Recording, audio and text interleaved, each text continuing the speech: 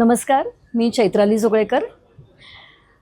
माझं मृत्यूपत्र ही कविता मी सादर करते आणि ह्या कवितेत जे काही आहे तेच माझ्या आयुष्यात घडावं असं माझी मनापासून इच्छा आहे. माझं मृत्यूपत्र.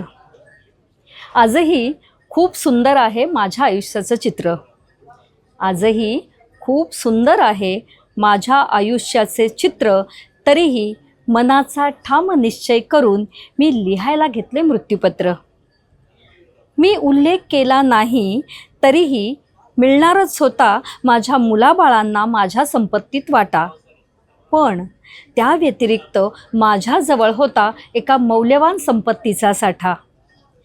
जी संपत्ती आज फक्त माझीच होती ती मी असतानाच मला माझ्या मुलाबाळांमध्ये वाटायची होती, माझ्या वारसांकडे सोपवायची होती.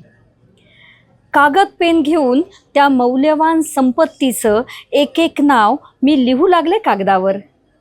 कागद पेन घेऊन त्या मौल्यवान संपत्तीचं एक एक नाव मी लिहू लागले कागदावर. तसतशी त्या प्रत्येक दागिन्याची आठवण उमटत होती माझ्या मनावर. हळूहळू यादी वाढत होती, हळूहळू यादी वाढत होती. पण मी जमवलेली संपत्ती काही संपत नव्हती.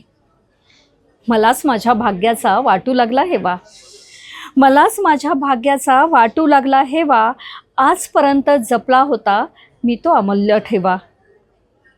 त्या यादीत होती, त्या यादीत होती तुम्हा सगळ्यांची.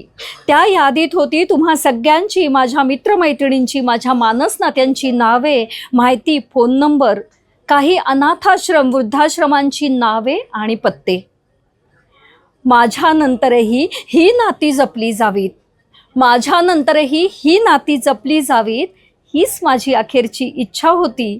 ती मी माझ्या मृत्यूपत्रात लिहिली होती. माझ्या मनात आता मृत्यूचेही भय नव्हते. माझ्या मनात आता मृत्यूचेही भय नव्हते. मनावरचे मोठे ओझे कागदावर रिते झाले होते, कागदावर रिते झाले होते.